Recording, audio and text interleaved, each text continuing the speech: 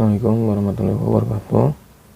Teman-teman sekalian, kita akan lanjutkan materi kali ini mengenai gelombang elektromagnetik, di mana gelombang elektromagnetik ini tidak akan terlepas dari listrik, elektro, dan magnet ya.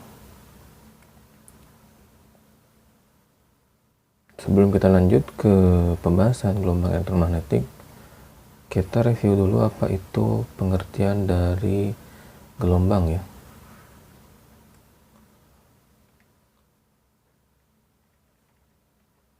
Ya, gelombang adalah getaran yang merambat. Lalu apakah dalam perambatannya perlu medium atau zat perantara? Gelombang itu tidak harus memiliki perambatan ya dalam merambatnya. Tidak perlu medium untuk merambatnya, tidak harus memiliki medium atau zat perantaranya. Nah, berdasarkan ada atau tidaknya medium, gelombang ini dibagi menjadi dua ya, gelombang mekanik yang perlu medium untuk perambatannya, dan gelombang elektromagnetik ini tidak perlu medium dalam perambatannya. Nah, selanjutnya kita akan membahas mengenai gelombang elektromagnetik. Lalu apa sih gelombang elektromagnetik itu? Nah, gelombang elektromagnetiknya yaitu gelombang yang dihasilkan dari perubahan medan magnet, dan juga medan listrik secara berurutan, secara terus-menerus gitu kan. Dimana arah getar vektor medan listrik dan vektor medan magnet ini saling tegak lurus. Artinya antara B-nya dan E-nya itu akan selalu tegak lurus terhadap sumbu Y dan sumbu X-nya. Pasti seperti itu. Jika medan magnetnya berada di sumbu X, maka dia akan di mana gitu. Artinya akan selalu tegak lurus antara medan magnet dan medan listrik. Gelombang elektromagnetik ini tidak akan terlepas dari teori Maxwell, di mana Maxwell ini mengemukakan bahwa jika perubahan medan magnet dapat menghasilkan medan listrik, maka sebaliknya perubahan medan listrik pun dapat menghasilkan medan magnet pula. Artinya kedua perubahan magnet atau listrik ini mampu menghasilkan medan magnet ataupun medan listrik. Perubahan magnet bisa menghasilkan perubahan listrik, begitupun sebaliknya perubahan listrik bisa menghasilkan perubahan medan magnet. Itu teori Maxwell. Yang selanjutnya kita masuk ke sifat gelombang elektromagnetik. Yang pertama yaitu perubahan medan listrik dan medan magnet ini terjadi pada saat yang bersamaan. Misal di sini ada sebuah contoh di mana E ini adalah medan listrik dan H ini adalah medan magnet. Nah, di mana medan listrik yang berwarna biru dan medan magnet yang berwarna merah ini akan terjadi harga maksimum ya dan harga minimum pada saat dan tempat yang sama. Ini kan kalau kita gambarkan di sini,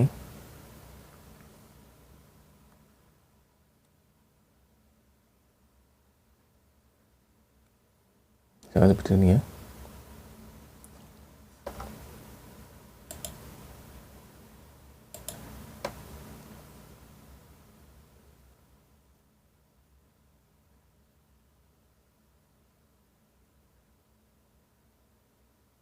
Ini medan listrik.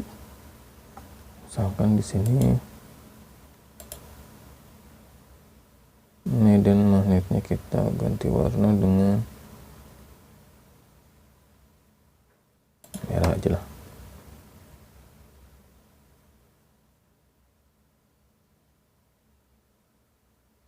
Di sini nilai maksimum dari medan listrik itu akan sama tempatnya dengan nilai minimum medan magnet. Itu adalah sifat gelombang elektromagnetik yang pertama.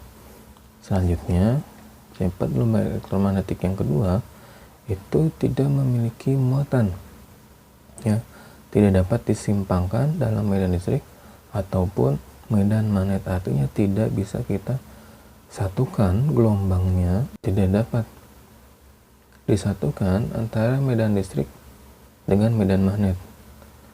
Nah, merambatnya ini dalam garis lurus atau dalam arah garis lurus. Sini ya, misalkan di sini ada sumbu X dan sumbu Y-nya. Jadi merambatnya itu selalu pada arah garis lurus, baik itu di sumbu X, sumbu Y, atau sumbu Z, atau mungkin bahkan sumbu A, B, C, atau D gitu ya. Nah, arah listrik dan magnet ini saling tegak lurus, dan keduanya tegak lurus terhadap arah rambatan gelombangnya.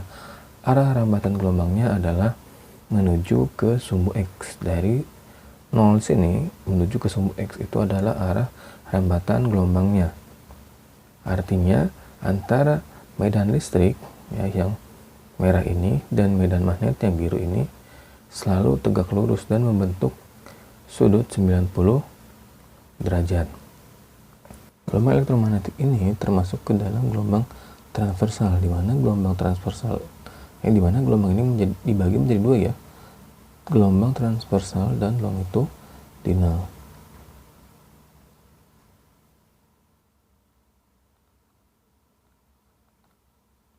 Di mana gelombang longitudinal adalah gelombang yang memiliki rapatan dan renggangan. Contohnya gelombang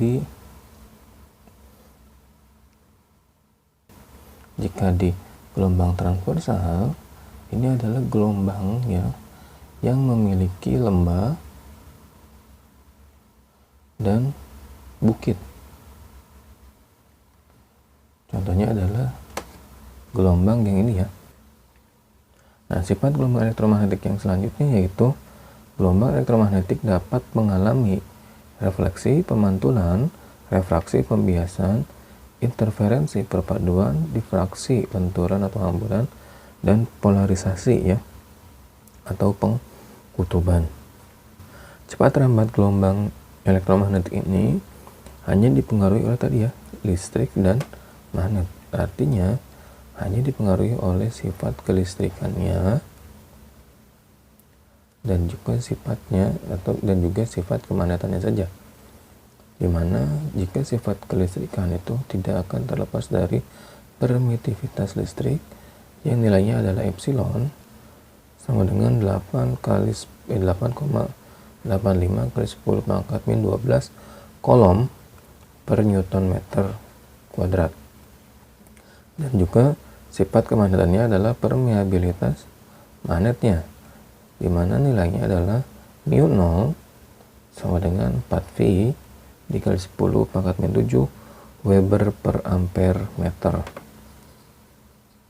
Nah, apabila nilai permitivitas epsilon 0 dan permeabilitas mu0 kita substitusikan ke dalam persamaan C sama dengan 1 per epsilon 0 dikali mu0, maka C-nya sama dengan 1 per akar dari 8,85 kali 10 pangkat min 12 dikali 4V kali 10 pangkat min 7.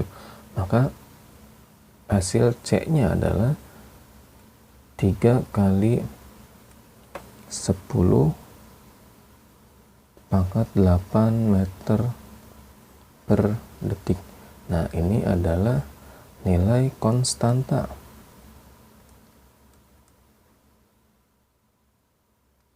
atau nilai tetapan. Jadi harus selalu ingat pada materi gelombang elektromagnetik, nilai C-nya adalah selalu 3 kali 10 pangkat 8 meter per detik.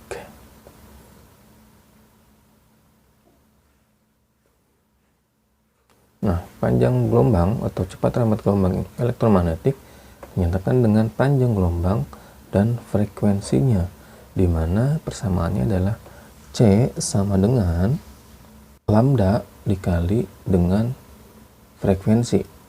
Ya, ini adalah lambang lambda.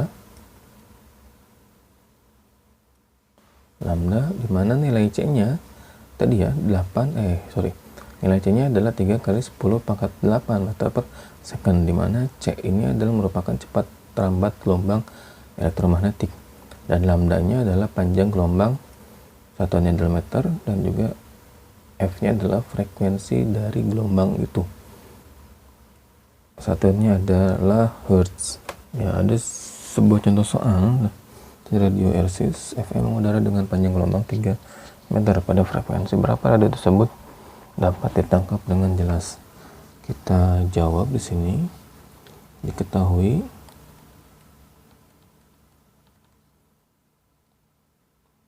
panjang gelombang itu adalah lambda sama dengan 3 meter dan C-nya sama dengan 3 kali 10 pangkat 8 meter per second, dan ditanyakannya itu nilai berapa frekuensinya ya. Kita jawab.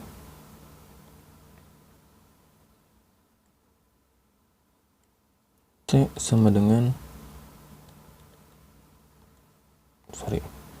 F dikali lambda. F sama dengan C per lambda. Maka nilai F adalah F sama dengan 3 kali 10 pangkat 8 per 3. Maka nilai F-nya itu sama dengan, ini coret ya, 10 pangkat 8 Hz atau 100 MHz. Ini adalah nilai frekuensi yang dapat ditangkap dengan jelas oleh pendengar ya. Baik, selanjutnya sini ada sumber radiasi elektromagnetik. Yang pertama yaitu sinar matahari yang mengandung ultraviolet dan inframerah. Yang kedua adalah peralatan las ya, yang menghasilkan pancaran sinar ultraviolet. Yang selanjutnya adalah telepon seluler atau HP, ini menghasilkan gelombang elektromagnetik. Ini biasanya pada sinar mikro. Pesawat televisi menghasilkan gelombang elektromagnetik pada radio dan juga TV ya. Saluran udara tegangan ekstra tinggi atau SUTEP. Selanjutnya adalah komputer. Ini komputer lebih spesifiknya di monitor komputernya, ini akan menghasilkan radiasinya ya, radiasi elektromagnetik. Dan juga microwave, alat laser, antena transmisi handphone ya, dan juga unsur radioaktif. Ya, selanjutnya adalah gelombang radio dan televisi.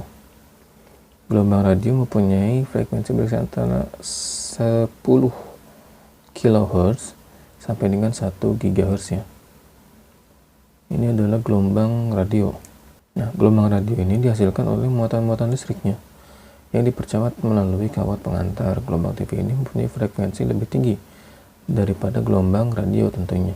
Gelombangnya merambat lurus dan tidak dipantulkan atmosfer bumi sehingga diperlukan relay dalam perambatannya. Selanjutnya adalah gelombang mikro. Gelombang mikro ini digunakan untuk alat komunikasi ya, peralatan memasak dan juga radar. Radar yang bertindak sebagai pemancar dan penerima gelombang elektromagnetik adalah antenanya ya. Ini antenanya sebagai penerima dan pemancar, di mana kita bisa mengukur berapa jarak benda dengan menggunakan radar itu dengan persamaan S sama dengan C kali T dibagi 2, di mana C-nya adalah nilai tetapan ya, dan T-nya adalah waktu bolak-balik baik itu dari permukaan ke bawah ataupun permukaan ke atas. Begitupun sebaliknya. Selanjutnya adalah gelombang inframerah. Di sini gelombang inframerah ini banyak digunakan untuk memotret permukaan bumi ya, dari ruang angkasa maupun pada saat suasana berkabut dan gelap. Selanjutnya adalah cahaya tampak ya. Di sini sinar yang membantu penglihatan dan berada pada daerah dengan frekuensi yang cukup sempit dengan panjang gelombang antara 430 nanometer dan sampai 690 nanometer. Ini adalah cahaya tampak. Ini biasanya terdapat pada mata normal manusia ya, yang dapat menerima panjang gelombang dari 400 nanometer sampai 700 nanometer. Meskipun beberapa orang dapat menerima dari 380 sampai 780 nanometer. Atau aplikasi dari sinar tampak adalah penggunaan sinar laser dalam serat optik pada bidang telekomunikasi ya. Sinar ultraviolet ini mempunyai frekuensi antara 10 pangkat 15 Hz sampai 10 pangkat 16 Hz. Ini juga disebut dengan gelombang pendek atau short wave ya. Ini biasanya untuk fotosintesis pada tumbuhan ya, membantu pembentukan vitamin D ya, membunuh kuman dan lain-lain. Di sini hewan ya, burung, serangga, reptil dan lebah itu dapat melihat hingga mencapai hampir ultraviolet ya. Banyak buah-buahan, bunga dan benih terlihat lebih jelas ya dibandingkan dengan penglihatan manusia.